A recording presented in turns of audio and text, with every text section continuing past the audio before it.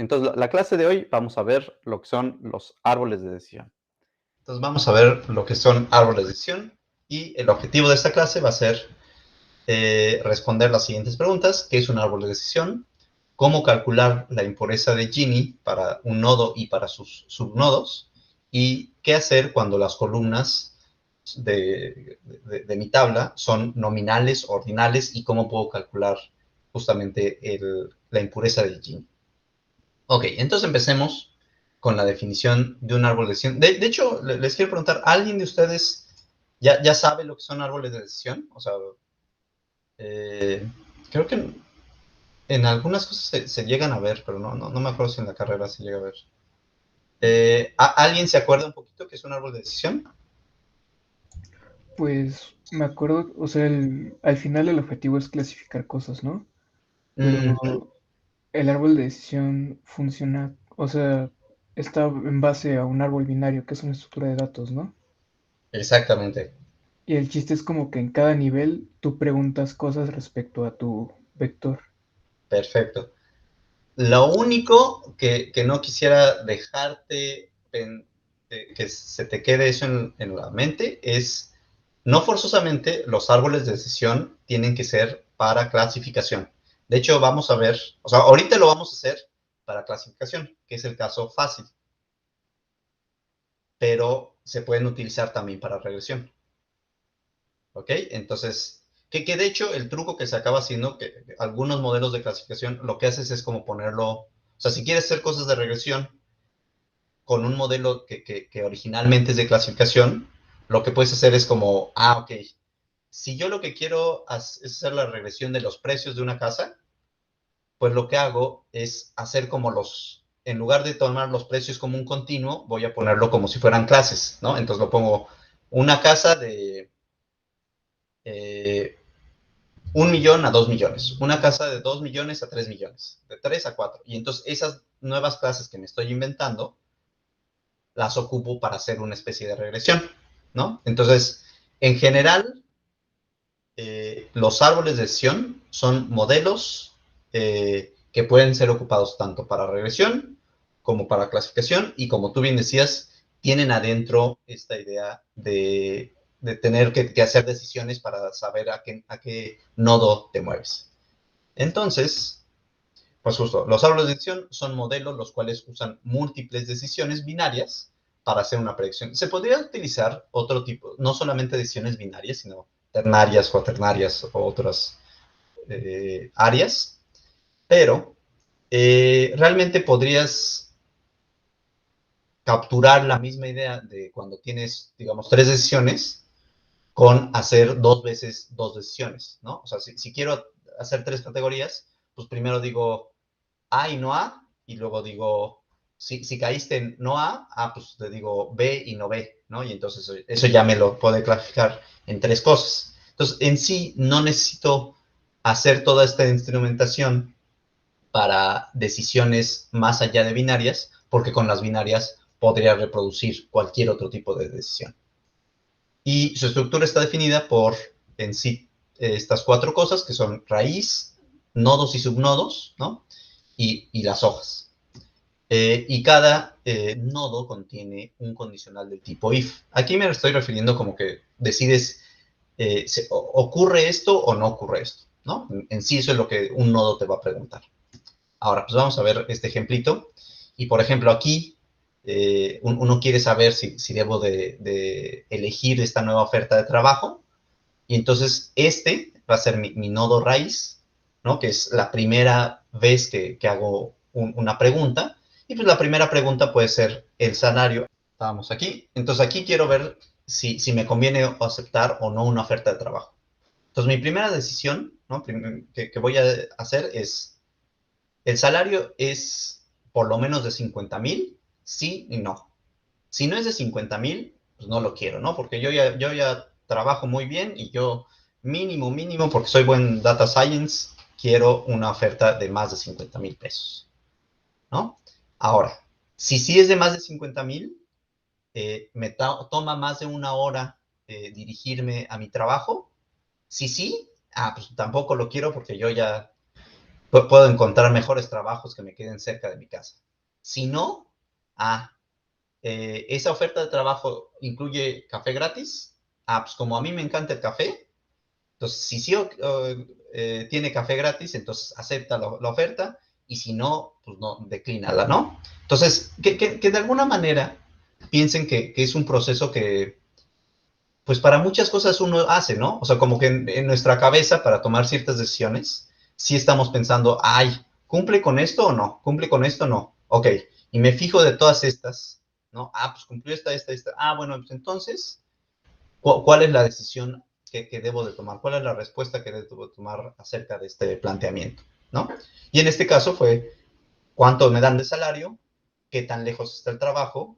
Y si hay café gratis, ¿no? Y con esas bifurcaciones de responder estas preguntas, pues puedo elegir si declino la oferta o si la acepto.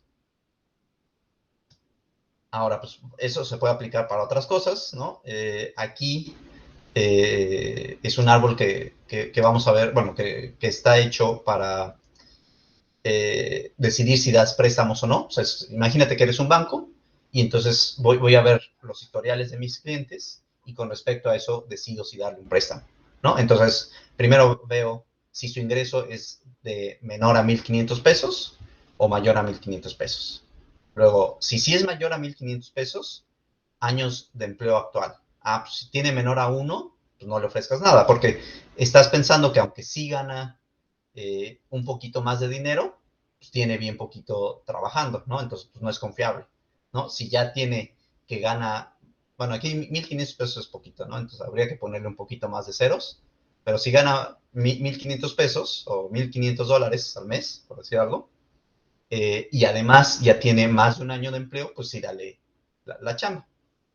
Igualmente, pues, antecedentes penales, pues si tiene antecedentes penales, pues no le das ningún trabajo, ¿no? Porque quién sabe, porque has visto seguramente que en el pasado personas que tienen antecedentes penales no, no me pagan los préstamos que les hago, ¿no?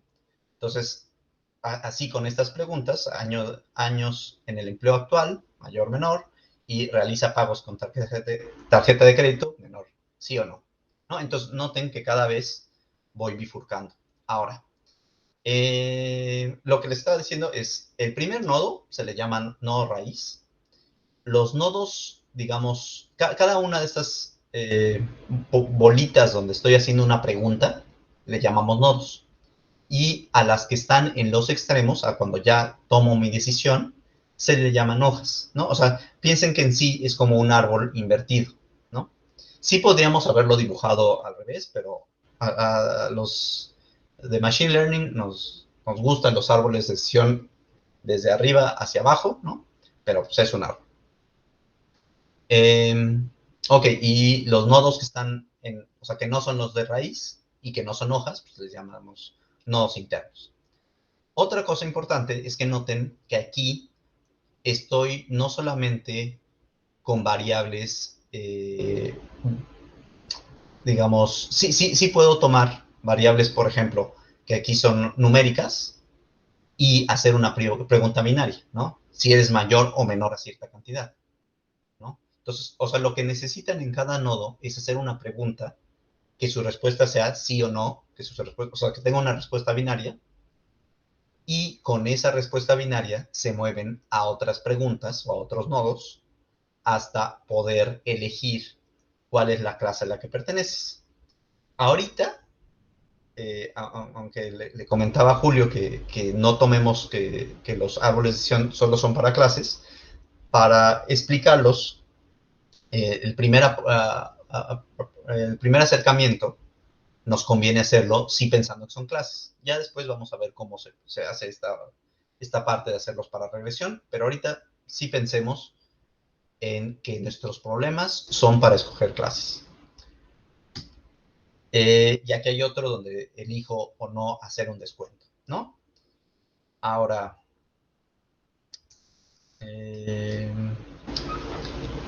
a ver, Daniela, ¿me puedes decir un problema y cuáles nodos a ti se te ocurren para hacer un árbol de decisión?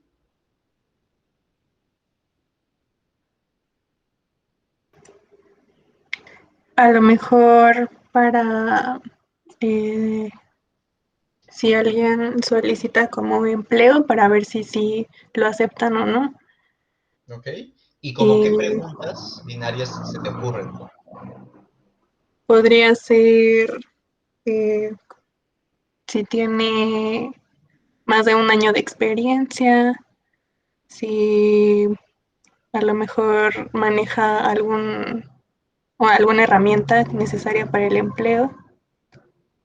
Eh,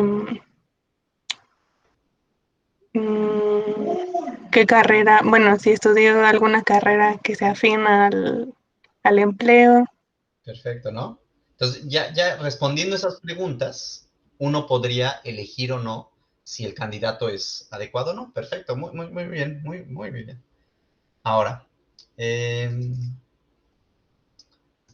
ok, entonces hasta aquí parece ser que las cosas van bien. Pero la duda, ¿no?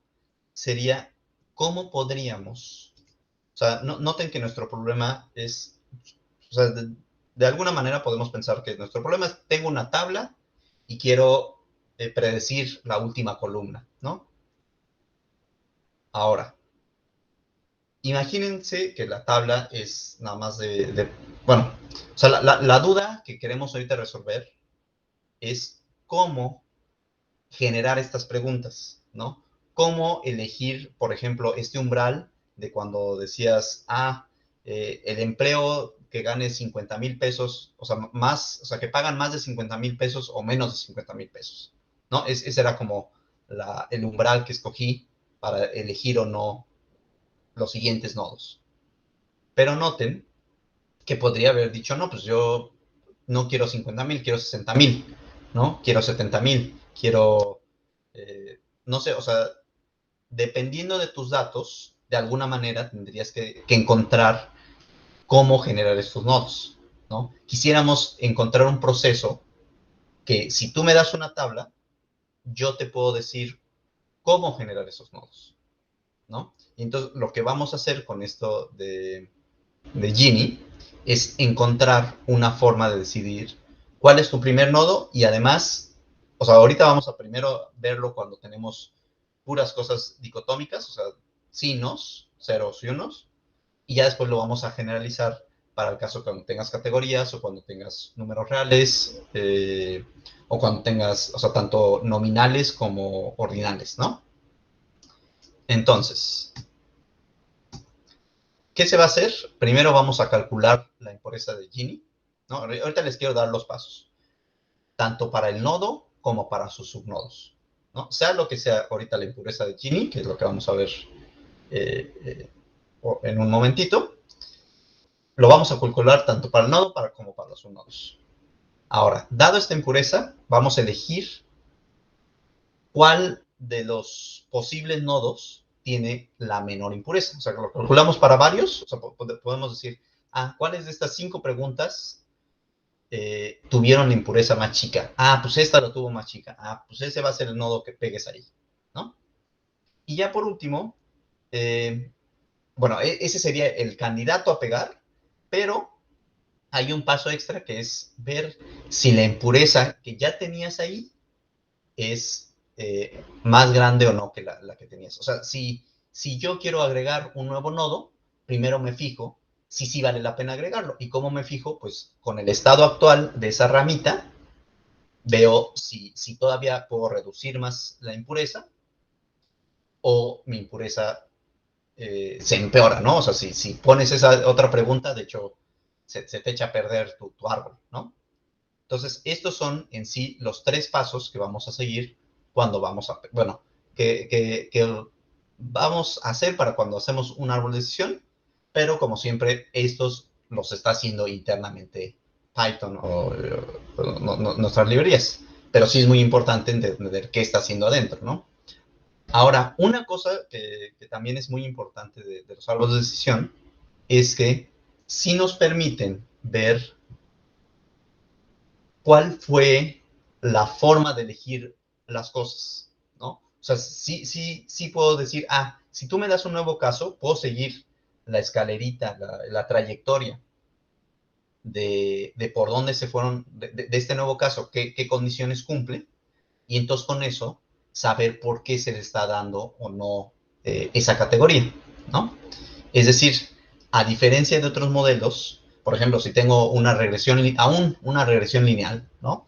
Pero si tengo ya 200 variables, pues como que ya se pierde un poco la idea de qué está ocurriendo, ¿no? Porque tienes 200 pesos, ¿no? Y entonces ya no sabes qué ocurre con este, se fue para acá, y entonces pues me dio este número, y este número pues ya fue el que estoy predeciendo, ¿no? O igual con regresión logística, ¿no? Estoy calculando unas probabilidades, pero en el fondo, pues ya pierdo un poquito qué tan importantes eran cada variable o cómo están jugando las cosas, ¿no?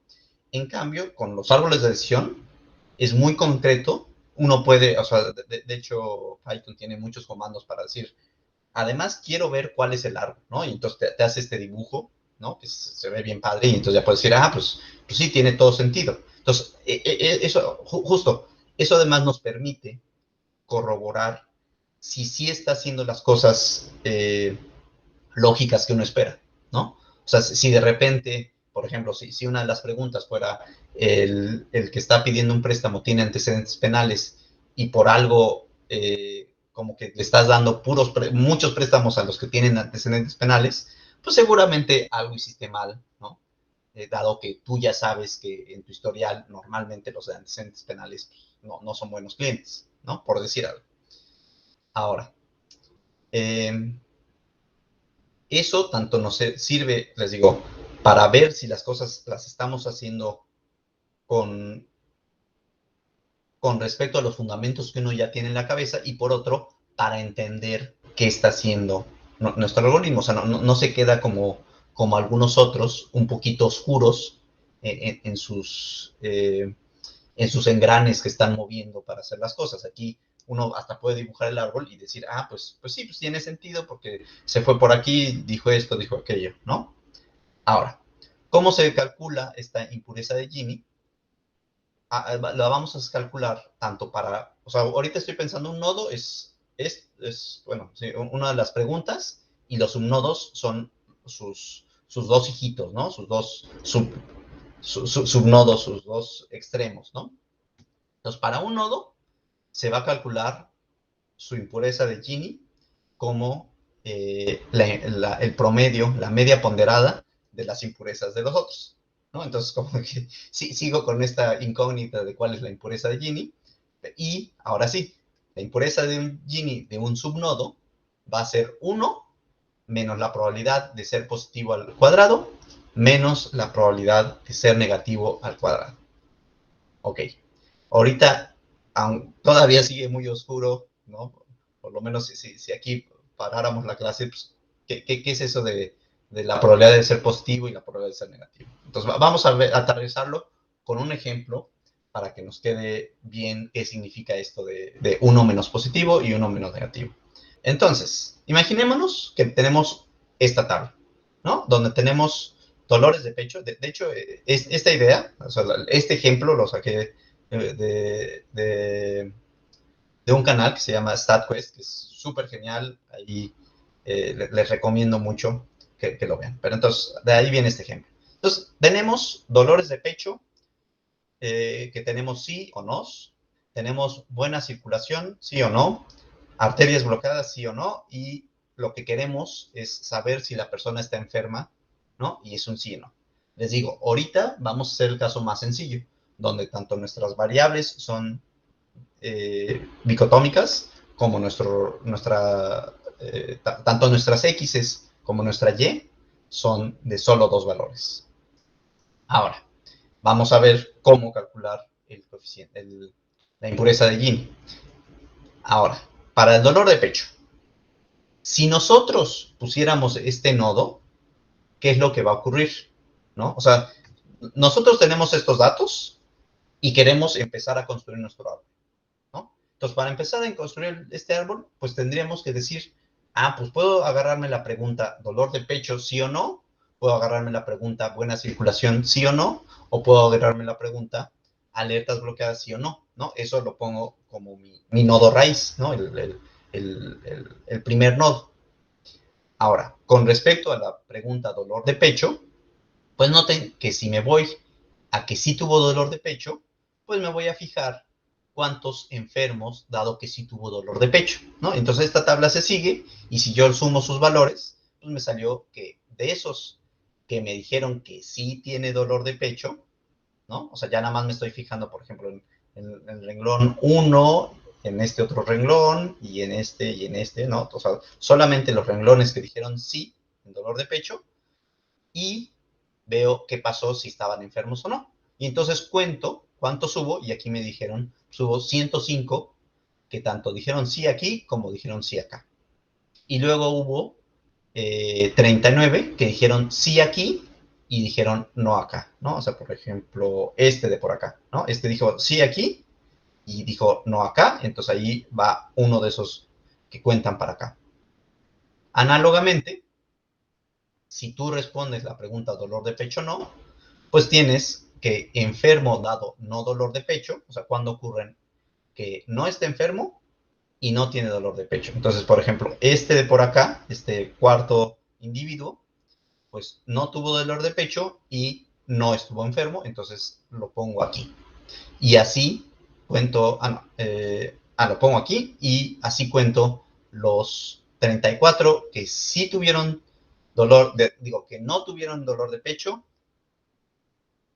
y sí estaban enfermos, y los 125 que no tuvieron dolor de pecho, pero y tampoco estaban enfermos, ¿no? Entonces, queda claro cómo conté estas 4 variables. A ver, por ejemplo, Luis Antonio, el renglón 2, o sea, este no, ¿a cuál lo pongo, a cuál de estos 4 valores lo cuento? Ay, en el tercero, ¿no? Que dijo no en pecho y sí en enfermo. Exactamente, ¿no? O sea, noten que decía dolor de pecho no, entonces me voy para este lado, y enfermo sí, entonces me voy a este número 34. Perfecto. ¿Y qué harías con el número, a ver, con el número 1? ¿Ese dónde lo pondrías a contar? En el primero, que sí, sí, y luego Sí, sí. sí, perfecto, ¿no? O sea, sí dolor de pecho y sí enfermo. Ok, entonces, hasta aquí, ¿alguna duda cómo calculo estos 4 numeritos? Ok. Ahora, en el caso de árbol de decisión, uno puede, noten que eso también es una maravilla, puede omitir, o sea, si tienes valores faltantes, uno podría, ¿cómo se llama? Poner un valor, ¿no? O sea, poner la media, poner la moda, poner algo, o no pelarlos y aún así contar estos números, ¿no? O sea, si tengo un valor faltante aquí, pues esa pregunta pues no la está pelando y entonces o sea, no suma a ninguna de estas 4 categorías, ¿ok? Pero eso, o sea, sí va a alterar cómo funciona tu algoritmo, pero pues eso es una maravilla, ¿no? Porque entonces puedo tener categorías que tienen valores faltantes y pues de todas maneras estas cuentas pues no me las afectan. Ok, entonces eso lo mismo, esa misma idea lo hago con buena circulación, ¿no? A ver, nada más justo estos detallitos luego sí son importantes. Guillermo, ¿me podrías decir el renglón 1 en cuál de las 4 categorías de buena circulación cae? Sí. Uno de pecho, sí. Buena circulación. Sí. En los de 37, ¿no? Exacto, ¿no? O sea, en esta primera Sí. categoría, o sea, como me lo estaba haciendo notar Luis, ¿no? Si llamamos 1, 2, 3 y 4 estas categorías, o sea, 1, 2, 3 y 4, pues es acá en el sí, sí, ¿no? Sí. Perfecto. ¿Me puedes decir el último renglón que aquí aparece, en cuál de las categorías de buena circulación cae? En el 33, ¿no? Bueno, el 4. Exactamente, ¿no? O sea, primero pregunta uno si tuvo buena circulación, no. Y dado que tuvo no buena circulación, ¿estuvo enfermo? No. Entonces lo sumo aquí este 33. Perfecto. Y hago lo mismo acá. Ahora, ¿por qué hicimos todos estos cálculos? Porque con estos números es con los que vamos a calcular la impureza de Gini. Y tanto la vamos a calcular a nivel nodo, ¿no? O sea, como para el nodo de dolor de pecho, para el nodo de buena circulación, para el nodo de arterias bloqueadas, como para sus subnodos, ¿no? Pero entonces, como habíamos dicho, para calcular los de nodo, tengo que haber obtenido los de los subnodos. Entonces, vamos a primero hacer este de por acá. Ahí está. Entonces, tenemos que queremos calcular la impureza de Gini para este subnodo. Ok. ¿Cuál es la idea de la impureza de Gini? Es, pues, en sí, ¿qué tan mal te clasifica las cosas al irte a este lado, ¿no? Entonces, lo que vamos a hacer va a ser 1 menos la probabilidad de ser positivo al cuadrado menos la probabilidad de ser negativo al cuadrado. ¿Y cuáles son estas probabilidades? Bueno, en sí no son probabilidades, son estimadores de las probabilidades, ¿no? Y el estimador de aquí, pues te fijas en los casos que fueron positivos, o sea, cuáles fueron de sí, con respecto a los casos totales, ¿no? O sea, fueron sí 105 entre 105 más 39, ¿no? Y ese número lo elevo al cuadrado y me sale algo. Y luego para calcular para este subnodo, ¿no? O sea, noten que ahorita nada más estoy en este subnodo. Calcular la probabilidad de negativo, pues me fijo en los 34 entre 105 más, digo, de los 39 entre 105 más 39, ¿no? Y entonces ya calculo esa probabilidad y la elevo al cuadrado y entonces hago esta operación y ya me dio un 0.395. Entonces, esa fue la impureza de Gini de este subnodo. ¿Ok? Ahora, Esaú, ¿me podrías decir cómo podría yo calcular la impureza de Gini para este otro subnodo? O sea, ¿qué iría aquí? Ok, sí, para la primera que es positivo, pondríamos 34 en el numerador Ajá. y en el denominador sería 34 más 125. Perfectamente, ¿no? Y luego en este otro que tengo que calcular, ¿cómo lo pondríamos? Para el negativo pondríamos 125 en el numerador Perfectamente. y 125 más 34 en el denominador. Perfectamente, ¿no? Entonces haces esas operaciones, esos cocientes, los elevas al cuadrado, se los restas a 1 y te da un punto 375. Perfecto, Esaú. Entonces ya te obtuvimos las impurezas de Gini de cada uno de estos subnodos, ¿no? Ahora, nosotros quisiéramos que esta impureza fuera lo más chiquita. O sea, noten que en sí el concepto de algo que fuera impuro, pues es algo malo, ¿no? Entonces, quisiéramos que fuera chiquita, chiquita, ¿no? Entonces, quisiéramos que tanto esta probabilidad como esta otra fueran grandes, ¿no? O sea, lo que hacen estas probabilidades es decir que sí distingue muy bien las cosas este nodo, ¿no? ¿Cuándo se maximiza esta cosa? De hecho, se va a maximizar cuando una de las dos probabilidades vale 1, ¿no? Si cualquier otro, o sea, noten que, bueno, no me quiero meter en estos cálculos, pero al fin y al cabo, si uno hace el algebrita, esto te queda una parábola y su mínimo pues, solo va a ser va a ser una parábola invertida que solamente cuando uno de los dos extremos vale 1, ¿no? Ahorita no me quiero meter en esos asuntos, pero bueno, en ese caso, pues esto se me hace un 0, ¿no? Se me hace 1 menos 1 menos 0, pues me queda un 0, ¿no? O sea, 1 menos 1, 0. Menos 0, pues sigue siendo 0. Y ese sería un perfecto valor, ¿no? ¿Por qué sería perfecto? Porque eso querría decir que en este nodo sí estás identificando perfectamente cuáles son los enfermos de los no enfermos, ¿no? En el caso de nuestro problema actual. Ya sea que estás identificando perfectamente que aquí todos están enfermos o que aquí todos están enfermos, sanos, ¿ok?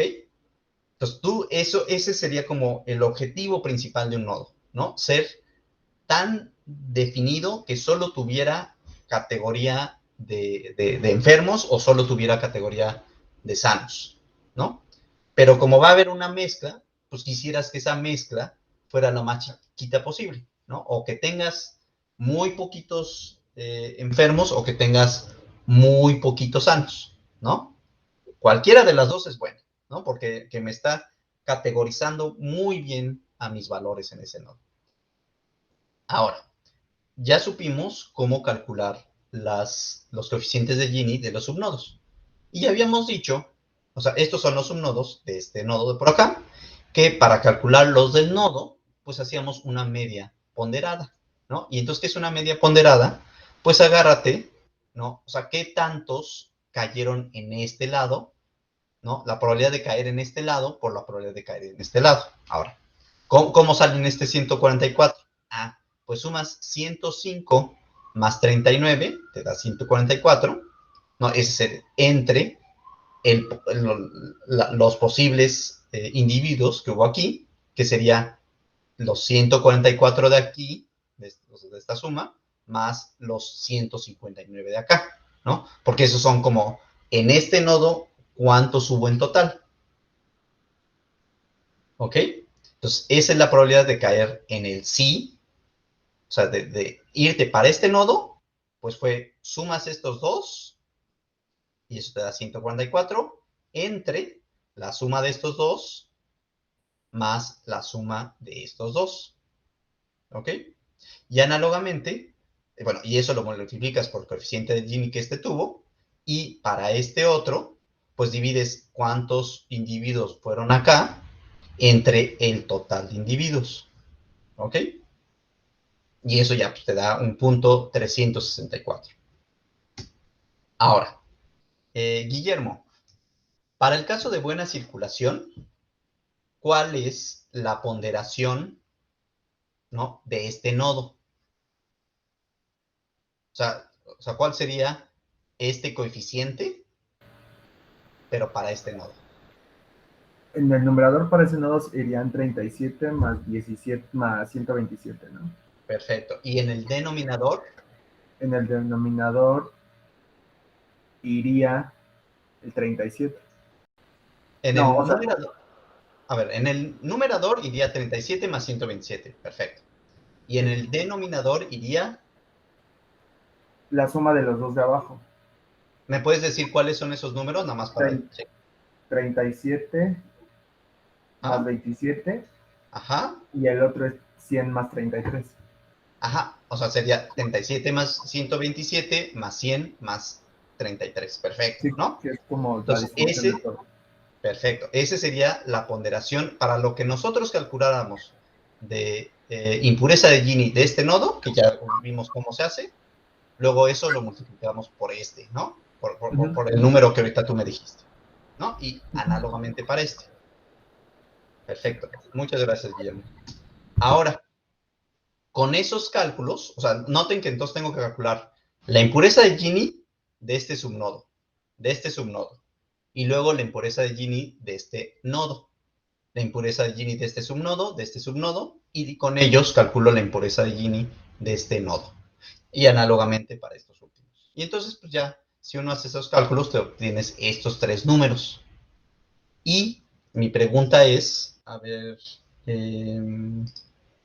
por aquí, Iris, ¿me podrías decir cuál sería el nodo que yo escogería, que yo debería de escoger?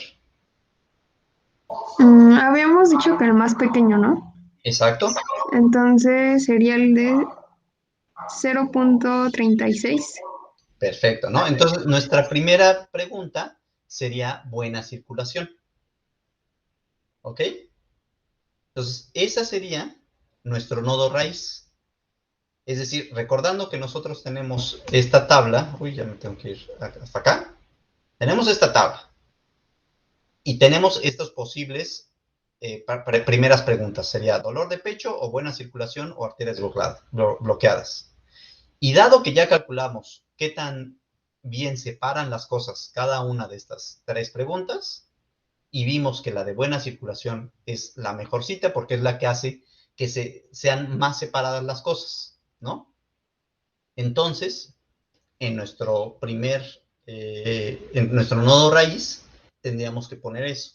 Ahora, va la idea de qué hacer para los siguientes nodos. Para los siguientes, imagínate que ya estás parado acá. Ya entonces, ya tu población, ya solo son los de buena circulación, ¿no? Los que sí tienen buena circulación, ¿no? Ahora, pues tendrías que comparar en la subpoblación de buena circulación si la pregunta de dolor de pecho o la pregunta de arterias bloqueadas es la mejor, ¿no? Entonces tendrías que hacer exactamente el mismo cálculo. Tendrías que decir, bueno, pues para los que sí tuvieron buena circulación, que ya es una población de 127 más 137, o sea, de 164, tendrías que ver cuántos de ellos tuvieron dolor de pecho, ¿no? Y de esos, cuántos de los que, además de dolor de pecho, estuvieron enfermos y cuántos no estuvieron enfermos. De los que no tuvieron dolor de pecho, cuántos estuvieron enfermos y cuántos no estuvieron enfermos. ¿Queda claro ese siguiente paso?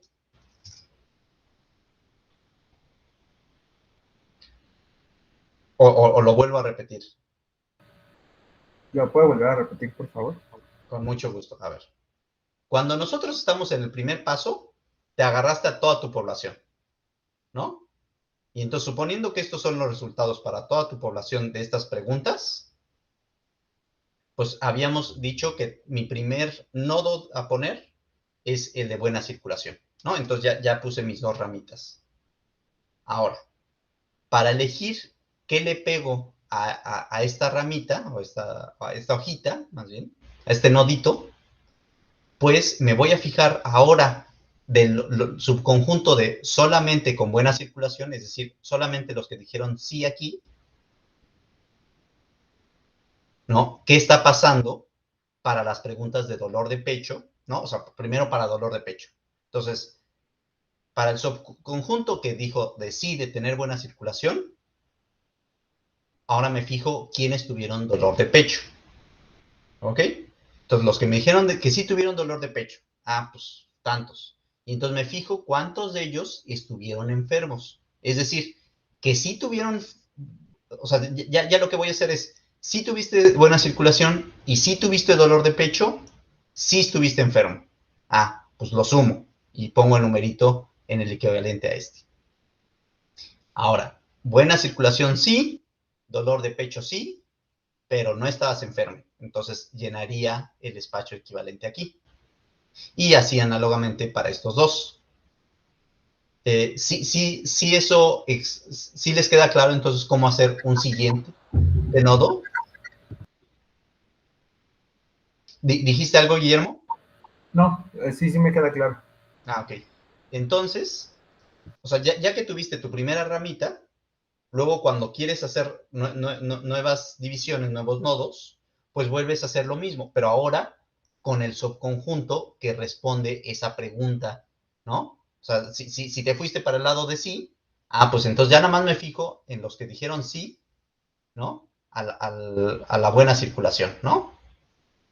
Y entonces, de esos, ¿cuántos además sí tuvieron dolor de pecho? Y además estuvieron enfermos. Pues aquí los pongo.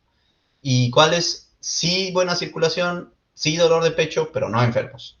Sí, buena circulación, no dolor de pecho, pero sí enfermos. Sí, buena circulación, no dolor de pecho, pero no enfermos. Y entonces ya volvería a hacer este mismo paso. O sea, realmente lo que estoy haciendo es, ok, si ya este fue tu primer nodo, pues para hacer nodos que le vayas a pegar a este lado, pues te fijas en el subconjunto de los que te dijeron sí en buena circulación, ¿no? Y entonces ya te queda una mini tabla. Y entonces las preguntas ahora a responder es dolor de pecho y arterias bloqueadas, para ver cuál de esas dos preguntas es la siguiente a pegar. ¿Ok?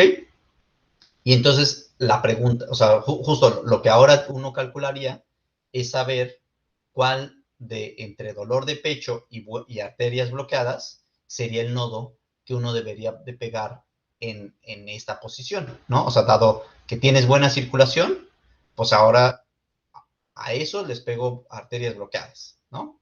Si fue el que tuvo la impureza de Gini más chica, ¿no?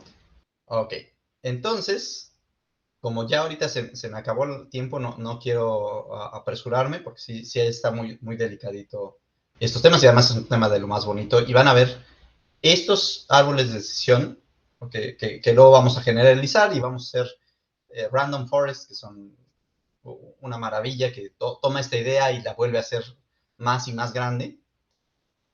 Van a ver que es de los algoritmos más bonitos y que más se aplica para resolver un montón de problemas. Van a ver que cuando lleguemos a XBoosting, los problemas que ahorita estábamos resolviendo con regresión logística, con regresión lineal, con otras, van a quedar completamente solucionados de una manera de lo más exacta. Van a ver qué tan complejos pueden hacer las cosas con estas ideas. Entonces, si no quedan más dudas, hasta aquí paramos la clase de hoy. ¿Queda alguna otra duda? Yo me quedé con una duda. Dime, Julio, por favor. Creo que es un poquito tangente. Tiene que ver con lo que dijo hace rato de usar árboles de decisión para regresión. Uh-huh. O sea, o al final un árbol de decisión es una estructura discreta, ¿no? Uh-huh. Y pues la regresión es continua. Entonces siento que más bien es como querer aproximar una normal con una binomial. O sea, en el límite se podría, pero realmente no, ¿sí? Pues más bien sí, ¿no? Porque justamente uno sí puede aproximar una normal utilizando binomiales, ¿no? De hecho, mira, así de simple. Las computadoras, lo único que saben pseudo simular son uniformes 0,1, ¿cierto? Claro. Pero le hacemos una transformación y ya con eso decimos que son normales y que son Poissones y que son gammas, Erlang, X y Z, ¿no?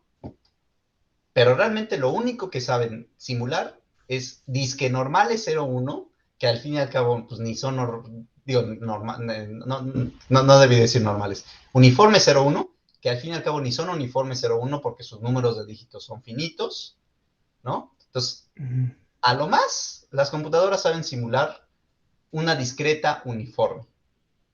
Pero nosotros le hacemos transformaciones y con eso obtenemos algo que podemos decir con cierto grado de confianza que sí son normales, ¿cierto? Claro. O sea, Análogamente vamos a hacer eso, ¿no? O sea, si ya me dijiste 20 decimales y mi problema se resuelve con 10, pues es más que suficiente. Si ya hiciste suficientes categorías como para que los precios de casas disten en 10,000 pesos, pues ya, o sea, ya el error no es significativo para lo que yo quiero, ¿ok? O sea, no es por echarle tierra a las computadoras, o sea, digo, son una maravilla, o sea, benditas sean, nos han salvado las vidas tantas veces. Pero nota que en el fondo, pues... sí. Más bien como que la continuidad sobra, ¿no? En ese tipo de problemas. Pues por ahí hay algo mágico ahí, ¿no? O sea, al fin y al cabo, entre cosas discretas y continuas, hay algo rarísimo, porque hay problemas que te conviene resolver con ideas continuas, pero que realmente el problema a la realidad es discreto, ¿no? Pero pues, aproxímalo con una normal, ¿no? Aunque tú estás calculando la probabilidad de incendio, ¿no? Por ahí le pones unas cópulas normales o yo qué sé, y lo aproximas con algo continuo. O hay problemas que son discretos, digo que son continuos, y lo puedes aproximar con cosas discretas, ¿no? Y eso pasa todo el tiempo. O sea, tanto pasa como que nunca hemos visto ningún número irracional, ¿no? O sea, solo vemos números racionales con un montón de decimales, pero jamás nadie ha visto cuánto vale todos los decimales de, solo lo sabemos aproximar con ciertos polinomios, y los polinomios son la cosa más discreta, ¿no? Entonces, pues, y mira, hasta te lo pongo más feo. Las computadoras solo funcionan con ceros y unos, ¿no? Ni siquiera hay una cosa continua. Nuestros cerebros solo funcionan con ceros y unos, con puras, o ¿cómo se llaman?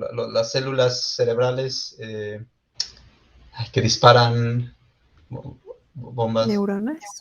Tus neuronas solo funcionan con ceros y unos, ¿no? Pero si tienes un montón, pues puedes hacer maravillas que parecen continuas. Claro, Está claro, padre, ¿no? claro. Sí, es un problema bien bonito. Y justo en el fondo hay unos teoremas ahí de aproximación con polinomios, ¿no? O con Sí, funciones escalonadas, con cosas discretas. sí. O sea, al fin y al cabo, pues tal vez en la matemática abstracta tú puedes hacer las cosas continuas, pero pues, cuando lo quieres aplicar, pues tienes que hacerlo con discretas, pero luego la teoría está continua. O sea, hay una cosa rarísima, ¿no? O sea, rarísima y padrísima, ¿no? O sea,